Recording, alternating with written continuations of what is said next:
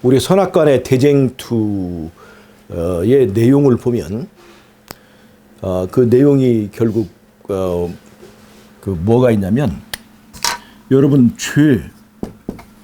이 죄에 대한 책임이 하나님께 있느냐 이제 사람에게 있느냐 하는 문제라고 볼 수가 있어요. 죄의 책임이 하나님께 있습니까? 인간에게 있습니까? 죄 책임이. 질문 자체가 너무 이상해요. 그러니까 우리가 인간이 죄를 짓고 이렇게 망가지고 또 죽게 되고 그렇게 됐잖아요. 근데 그 책임이 하나님께 있는가, 사람에게 있는가?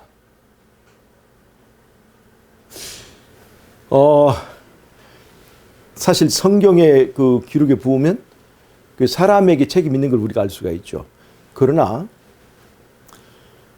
이 신학적 이론을 우리가 쫓아가다 보면 그 책임이 하나님께 있는 것으로 귀결되게 되어 있어요. 즉 하나님께서는 말씀으로 우리를 창조하시고 말씀으로 우리를 다스리시는데, 하나님께서 다스리시는 그 말씀이 바로 율법이잖아요. 율법. 이 율법이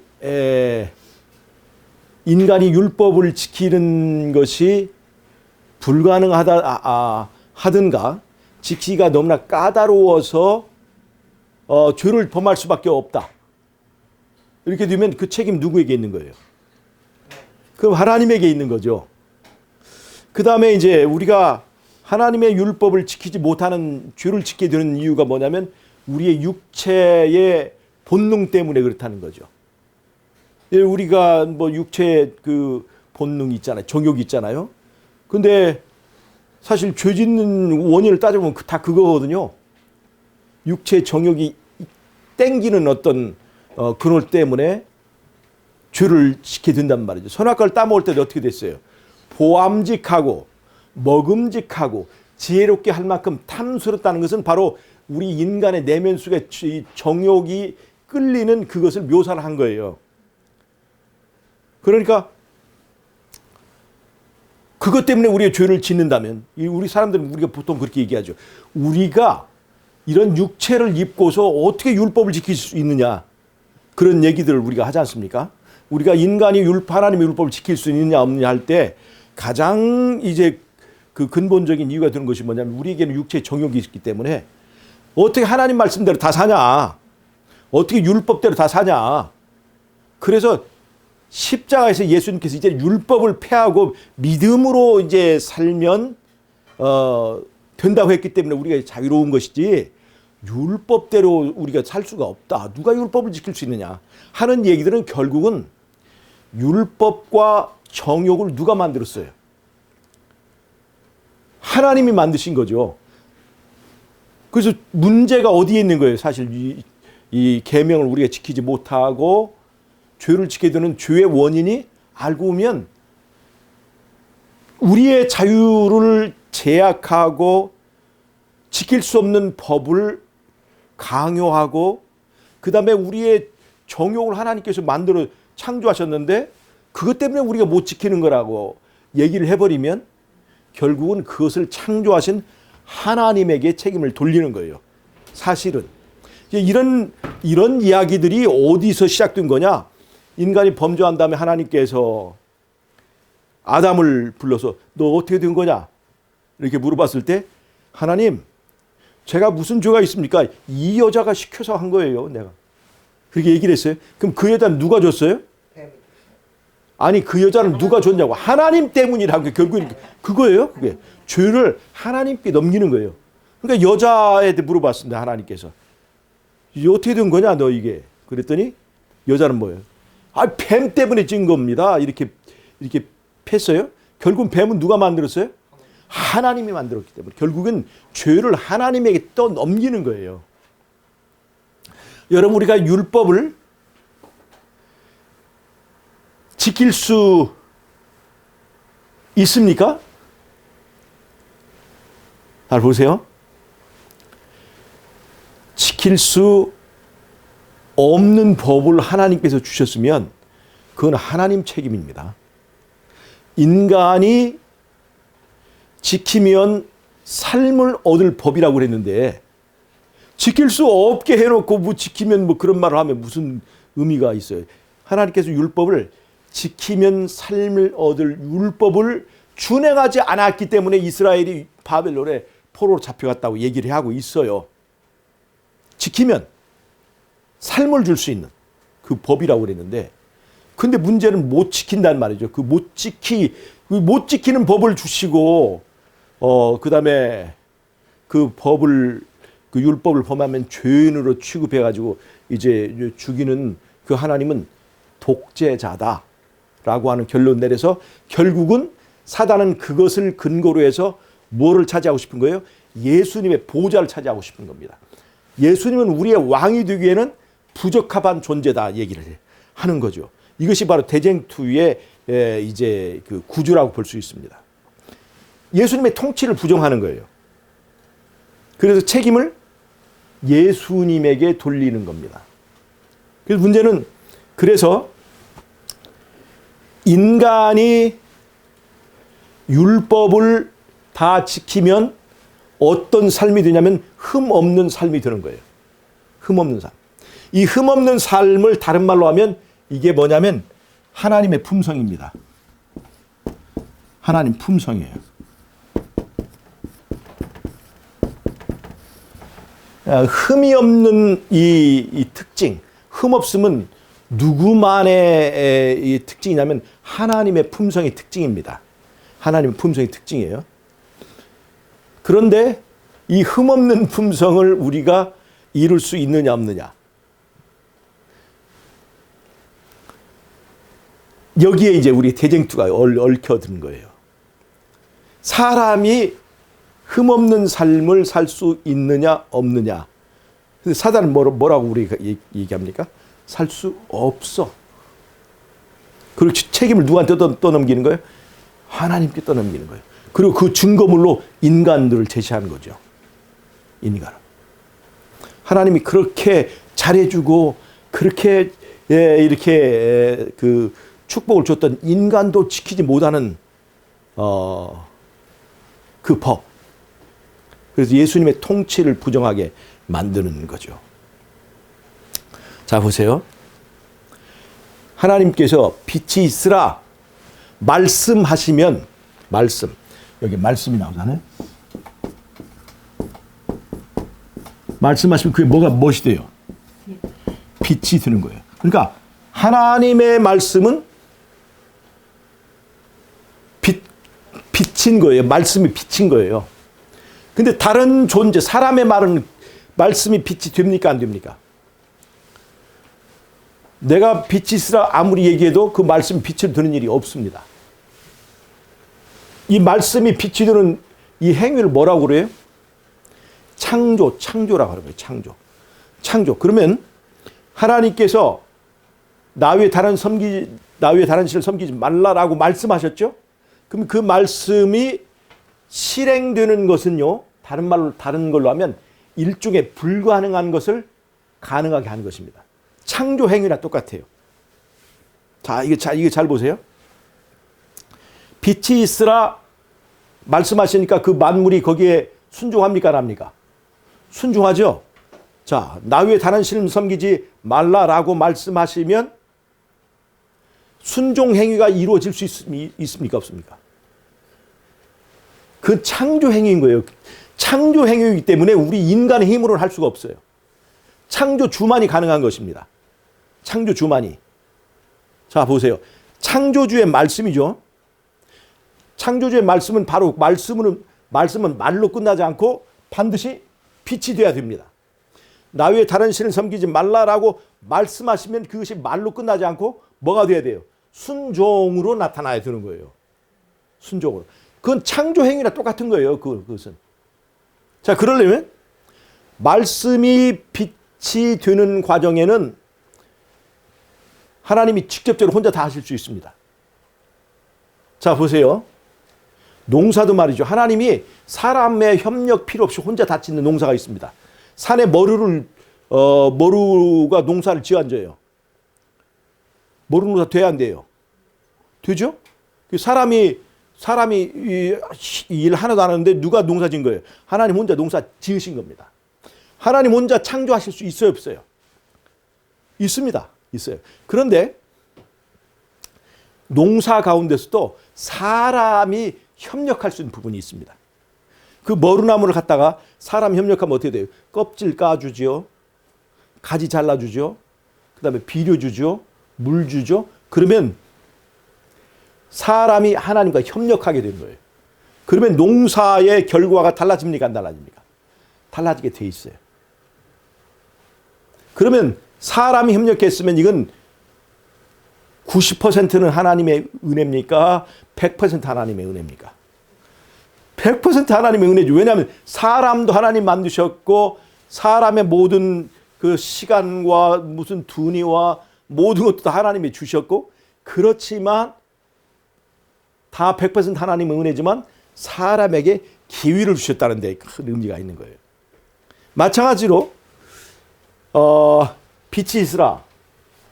이 말씀은 직접 빛에 명령한 것이죠. 바로 순종했어요, 안 했어요? 순종했죠. 그러나 나 외에 다른 신을 섬기지 말라. 율법. 이 율법의 말씀은 누가 협력해야 됩니까? 사람이 협력해야 되는 거예요. 자, 그러면 말이죠. 나 외에 다른 신을 섬기지 말라. 하나님의 율법. 안식을 기억하여 거룩히 지킬지니라. 하나님의 율법이 순종의 행위로 나타날 때에 누구의 협력이 필요합니까? 우리 협력이 필요하죠. 내가 그 하나님의 말씀이 이렇게 내게 이르렀을 때 나를 믿고 있으면 그 말씀이 순종이 됩니까? 안 됩니까? 나를 믿고 있으면. 그럼 말씀하신 하나님을 믿으면 어떻게 될까요? 말씀하신 하나님을 믿으면 이것이 실행이 돼야 안 돼요? 실행이 되게 돼 있습니다. 자, 하나님이 말씀하실 때 하나님을, 그 말씀하신 하나님을 믿으면 이게 돼야 안 돼요? 실행이 됩니다. 하나님께서 하게 해 주시는 거예요.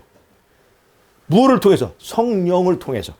성령을 통해서 그것을 하게 해 주는 거예요.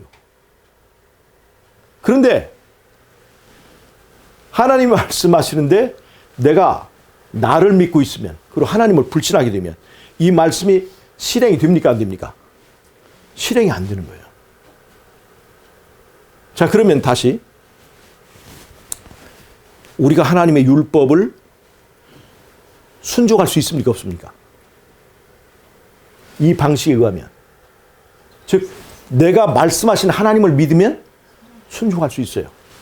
그러나 내 힘과 능을 믿으면 순종이 돼야 안 돼요. 순종이 안 됩니다. 그러면 순종이 안 돼서, 즉 죄를 지을 때 죄의 책임이 나에게 있는 거예요? 하나님에게 있는 거예요? 네, 그렇죠. 내가 하나님을 믿지 않아서 생기는 그 결과라고 하는 것입니다. 자, 그러면 이 율법이라고 하는 것은 뭘 말하냐면, 자, 하나님께서 빛이 있으라, 그 다음에 궁창이 있으라, 그 다음에 식물들을 있게 하시고 해와 달을 있게 하셔서 결국엔 무엇을 만들어 가는 거예요? 에덴 동산을 만들어 가시는 겁니다. 에덴 동산. 에덴 동산을 만들고 맨 마지막으로 하나님의 형상을 닮은 인간을 만드셨어요. 그때 그 인간의 형상이 흠이 있었습니까? 없었습니까? 없었죠. 하나님께 만드셨기 때문에. 그리고 그 인간을 에덴 동산을 다스리는 주인으로 삼았단 말이죠. 그런데 하나님께서 지금 그 하늘에서 새하늘과 새 예루살렘을 만들고 계셔야 안 만들고 계셔요? 성경에 보면 그 새하늘과 새 땅은 흠이 있는 나라입니까? 없는 나라입니까? 거기에 있는 보석들, 거기에 있는 금과 그 모든 재료들, 예루살렘의 성벽과 기둥들, 거기에 흠이 하나라도 있을까요? 없을까요? 흠이 없습니다. 그럼 흠 없는 그 예루살렘에 가서 주인 노릇하는 사람들은 흠이 있는 사람이 될까요? 흠 있는 사람이 될까요? 안 될까요? 안 되는 거죠. 그래서 하나님께서 이 죄를 지은 사람들, 또 흙으로 만든 인간이 흠이 없는 품성을 이룰 수 있도록 사용하시는 그 틀이 뭐냐? 그것이 바로 율법이에요. 하나님의 율법입니다. 그러니까 하나님의 율법은 흠없는 품성을 이루는 도구란 말이에요. 도구. 하나님의 율법. 자, 그럼 하나님의 율법을 우리가 어떻게 받아들이면, 말씀하셨을 때, 하나님 말씀하셨을 때 우리가 어떻게 받아들이면 내가 흠없는 품성을 이룰 수 있을까요? 뭘 하면? 나를 믿지 말고 하나님을 믿으면 말씀대로 살 수가 있습니다. 그러니까 나를 믿지 말고 하나님을 믿으면 말씀대로 살 수 있어요. 이것이 바로 믿음이에요. 이것이 믿음의 메커니즘입니다. 메커니즘. 하나님을 믿으면 뭐라는 거예요? 이 믿음이라는 것은 그냥 믿고 끝나는 게 아니라 하나님을 믿으면 말씀하신 말씀이 나를 통해서 이루어지게 돼 있다는 거죠. 그러니까 믿으면 뭐가 나타나야 돼요? 행동이 나타나게 되는 거예요. 믿으면 뭐가 나타나야 되는 거예요? 품성이 나타나야 되는 거예요. 이게 그 원리입니다. 즉 흠없는 하나님의 품성을 사람을 통해서 구현하는 그 도구가 율법이에요. 말씀하신 말씀이에요. 그 말씀을 내가 어떻게 하면 믿으면 거기서 말로 끝납니까? 아니면 실제로 순종의 행위로 나타날 수 있습니까? 나타날 수 있는 거예요. 흠없는 품성이 이루어질까요? 안 이루어질까요? 이루어질까요? 안 이루어질까요? 이루어지죠. 그 우리가 말하는 것이 이제 계시록에서 계시록 14장에서 그 입에 거짓말이 없고 흠이 없는 사람이더라. 됩니까? 안 됩니까?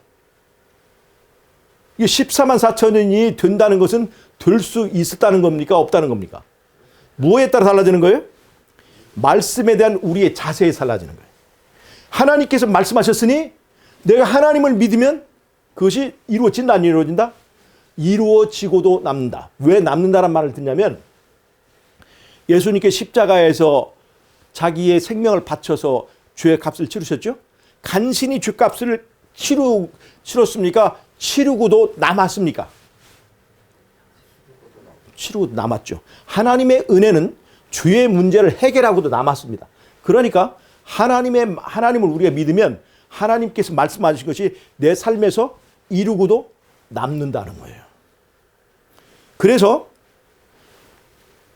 구원받은 사람들, 마지막 때요, 환난을 통과하는 사람들 중에는 흠이 없는 사람들이잖아요. 흠 없는 사람들 중에 차이가 있을까요? 없을까요? 차이가 있습니다.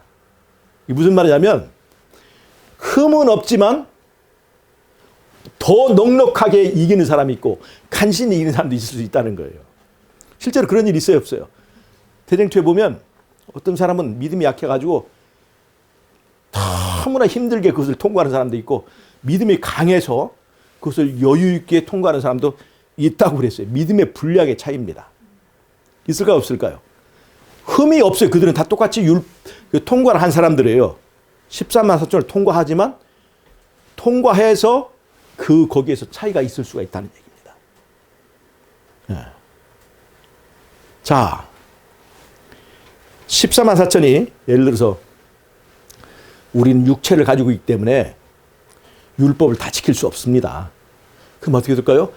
우리의 흠 없으면 믿음으로 되는 거죠. 믿음으로 하늘에서 실제로는 죄질 수밖에 없지만 하늘에서 장부상으로 죄 없는 걸로 친다 그런 얘기지.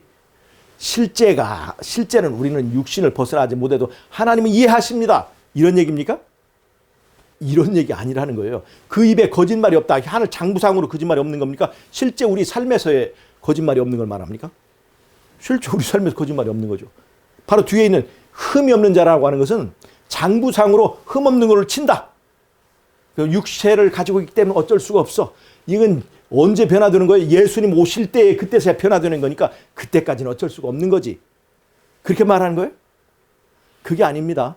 지금 이 육체를 가지고도 또 이 세상에서 최고조의 유혹과 최고조의 핍박이 오는 정말로 불합리한 환경이지만 그럼에도 불구하고 우리가 예수님을 믿으면 그걸 극복할 수 있다 없다? 이길 수 있다 없다? 이길 수 있다는 겁니다. 언제? 지금 이 순간에 우리가 이길 수 있다는 거죠. 그래서 흠 없는 품성을 가진 사람들이 나타나야 그들이 예루살렘에 적합한 사람이 되는 거예요. 흠 없는 사람들을 위한 집. 이 창조 행위를 내 힘으로 할 수 있어요? 나를 믿는 사람 할 수 없습니다. 절대로 불가능한 일이죠. 우리가 어떻게 해요? 우리가 어떻게 해요? 내가 빛이 있으라고 말한들 빛이 순종하냐고요, 이게. 전혀 안 되죠. 어떻게 하나님의 율법을 우리가 순종할 수 있습니까? 나를 믿고 있으면 안 되는 거죠. 그러나 말씀하신 하나님을 믿으면 하나님께서 되게 해주신다라고 믿으면 가능하다는 겁니까? 안 가능하다는 겁니까? 힘과 능으로 되지 아니하지만 뭘로 된다? 오직 나의 신으로 되느니라 이렇게 얘기를 했어요. 여기서 믿음의 차이가 있는 거예요. 믿으면 되게 해주신다. 안 믿으면 될 수 없다는 겁니다. 여러분 일곱 교회 보내는 메시지를 우리가 잘 보세요. 이기는 자만 그 모든 상급을 얻습니다. 이기는 자만. 뭘? 이 육체의 불합리한 것들, 내 힘으로 불가능한 것들, 불가능하게 만드는 이 세상의 환경들을 이기는 거예요. 그 이기게 하는 것이 뭐예요? 세상을 이기면 이것이 곧 우리의 믿음이라고 하지 않았습니까? 누구를 믿는 거예요? 사실 우리가 믿음이라고 하는 표현하는 것 중에 대부분은 하나님을 믿는 것이 아니라 내 믿음을 믿는 거예요. 나를 믿는 거예요. 나를. 말씀하신 하나님을 믿는 것입니다. 여러분, 하나님의 품성이 나를 통해서 구현될 수 있을까요? 없을까요? 하나님의 품성이 내 품성이 되게 만드는 도구가 바로 율법이에요. 율법. 하나님의 계명과 예수의 증거를 통해서 하나님은 우리 삶을 통해서 하나님의 품성을, 하나님의 형상을 이뤄내기를 원하시는 겁니다. 이 하나님의 형상을 가진 사람들이 바로 하나님 나라에서 주인 노릇을 할 것이기 때문에 그렇습니다. 여러분, 흠이라고 하는 것은 굉장히 중요한 대쟁주적 이슈예요. 세상 사람들이 마지막에 죽게 되는 것이 죄를 많이 지어서 죽는 게 아니에요. 흠이 있어서 죽는 거예요. 흠이 있어서. 무슨 말 아시겠어요? 성경책에 만약에 그 중에 1%만 흠이 있다. 그러면 이건 더 이상 성경책이 아니에요. 하나님은 흠이 없어야 돼요. 사단은 어떻게만 하면 이길 수 있어요? 흠 하나만 찾아내면 이기는 거예요. 하나님의 품성에서, 하나님의 통치에서 흠 하나만 찾아내면 되는 겁니다. 근데 하나님은 어떻게 해야 돼요? 흠이 하나도 없어야 이기는 거예요. 그러니까 흠이 없어야 이기는 예수님과 흠 하나만 만들어내면 이기는 사단과의 싸움에서 어떤 싸움이 누가 더 유리합니까? 사단이 더 유리한 것처럼 보이지만 하나님은 그것을 하신다는 얘기죠. 가보세요. 사단이 10계명을 변개시킬 때 계명을 첫 번째 계명부터 10번째 계명까지를 다 바꾸고 다 뒤집어 엎은 게 아닙니다. 그대로 두고 살짝 거기다 뭐 하나만 했어요. 흠 하나만 만든 겁니다. 흠 하나만 만든 거예요. 이 흠이 바로 대쟁투를 뒤집어 엎는 문제가 될 것이기 때문에 그래요. 이게 하나님의 품성에 관해서는 이 흠이라고 하는 것은 굉장히 중요한 거예요. 사람들에게는 중요하지 않습니다. 사람들은 흠투성인 사람들에게 흠 하나 뭐 있다고 그래서 무슨 아무런 문제가 아니죠. 그러나 하나님의 품성에 있어서는 이 흠 하나는 굉장히 중요한 거예요. 그래서 사단은 지금 누구를 공격하는 거예요? 예수님을 공격하는 겁니다. 예수님의 신성을 부정하고 예수님의 통치를 부정하고 하기 위해서는 예수님의 그 통치 가운데서 흠 하나를 찾아내면 되는 거예요. 흠 하나만 찾아내면 사단이 이깁니다. 14만 4천 중에서 하나만 흠을 만들어내도 사단이 이기는 거예요. 성경 중에서 하나만 오류를 집어넣어도 사단이 이기는 겁니다. 계명 중에서 하나만 만들어놔도 그 계명이 뭘 만드는 거예요? 흠없는 품성을 만들어내는 도구인데 그 틀이 흠 하나만 있으면 이게 뭘 만드는 거예요?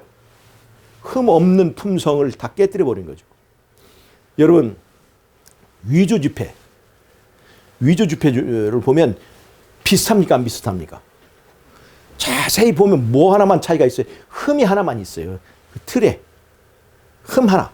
흠 하나 때문에 위조지폐가 되는 거예요. 그러니까 하나님의 백성들을 전부 다 위조지폐로 만들기 위해서 그 틀에 흠을 내는 것입니다. 그래서 그것이 바로 안식일을 일요일로 바꿔서 흠 하나를 만들어내는 것입니다. 자, 여러분, 흠없는 백성이 되는 것. 우리 오늘은 우리가 창조주가 아니기 때문에 불가능한 것처럼 불가능합니다. 그러나 하나님이 말씀하신 것을, 그 말씀하신 것이 내 삶이 될 수 있고 내가 순종이 될 수 있고 내 품성이 되려면 누구를 믿어야 돼요? 그 말씀하신 하나님을 믿으면 누가 하게 해줘요? 하나님이 하게 해줍니다. 다시 말하면 하고도 남게 해주는 거예요. 하고도. 여러분 이것을 믿습니까? 믿음은 말로 끝이는 것이 아니라 말씀하신 그 말씀이 순종하게 만드는 데서 믿음의 의미가 있지, 믿음이 율법을 폐하는 데 의미가 있는 게 아니에요. 지금 저희 사단의 지금 신학은 뭘 말하고 있습니까? 믿었기 때문에 이제 하나님의 율법으로부터 우리가 자유롭게 되었다라고 얘기를 하죠. 자유롭게 돼서 어떻게 되는데? 믿었으니까 내 마음대로 사는 것이 지금 만들어놨잖아요. 믿었으니까 우리는 순종의 삶이 이루어지게 된다는 것이죠. 여러분, 그래서 우리가 비록 부족하지만 우리의 삶을 통해서 하나님의 품성, 다시 말하면 흠없는 품성을 이루어 내시기를 하나님께서 원하시고, 그런 품성을 가진 백성들이 나타나기를 하나님께서 기다리신다는 거예요. 그렇게 하는 도구가 뭐예요? 그것이 바로 하나님의 계명입니다. 그걸 도와주는 게 뭐예요? 그것이 예수의 증거입니다. 예수의 증거예요. 그래서 하나님의 계명을 지키며 예수의 증거를 가진 무리들이 용과의 싸움에서 싸워서 이길 수 있는 거예요. 여러분, 그 입에 거짓말이 없고 흠이 없는 무리에 들 수 있도록 우리가 노력해야 되지 않겠습니까? 초림은 우리가 예수님을 영접하는 것이지만 재림은 예수님이 우리를 영접하러 오시는 거예요. 마중 나오시는 거예요. 어떤 사람들이 거기에 들어갈까요? 의인들이 들어갑니다. 그런데 이 땅에 있는 사람들이 믿음으로 우리는 죄 가운데 있는 것을 변명하면 그게 죄인이죠. 믿었기 때문에 의롭게 된 사람들을 데리러 오시는 거예요. 그래서 이 의의 품성은 굉장히 중요합니다. 장부상으로만 된다 생각하는 것, 근데 실제로 아무런 변화도 없는 것, 아무런 말씀의 능력이 우리 삶 속에서 실현되지 않은 그 사람들을 데리러 오시지 않습니다. 공중에서 우리를 불러내십니다. 그래서 예수님 말씀하실 때 몸이 떠야 돼요. 몸이 떠야 돼요. 근데 우리가 몸이 뜨려고 높이 뛰기를 연습해서 갈 수 있습니까? 안 되죠. 우리 몸으로 뜰 수가 없어요. 누가 해주시는 거예요? 예수님이 끌어주시는데, 내가 쇳가루면 그 자석이 끌려 올라갑니다. 그런데 못이 이 땅에 박혀 있으면 올라갈까요? 안 올라갈까요? 아무리 내가 쇳가루라도 이 땅에 박혀 있으면 못 올라갑니다.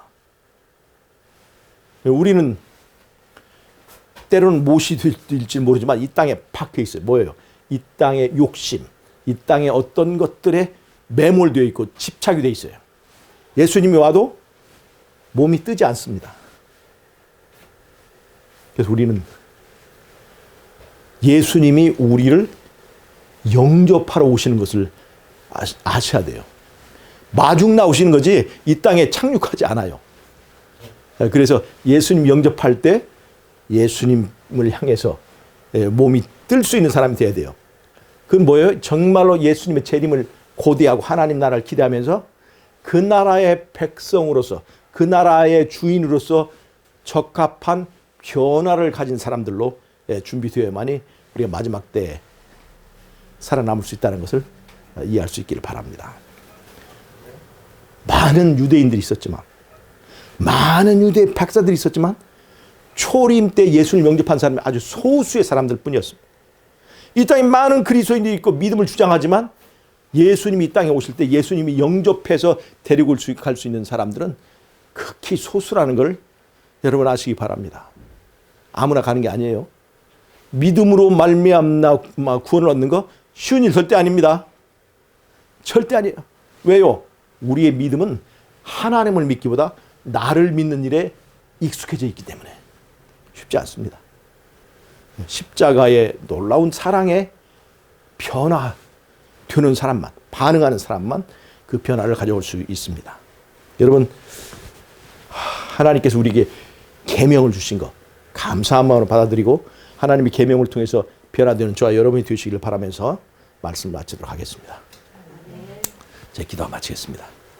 하나님, 우리 아버지, 우리의 삶을 통해서 하나님의 품성을 구현해내기 위해서 하나님의 율법을 주셔서 감사합니다. 하나님을 믿고, 말씀하신 하나님을 믿고 변화되는 우리 모두가 될 수 있도록 축복해 주시기를 예수님의 이름으로 기도하옵나이다. 아멘.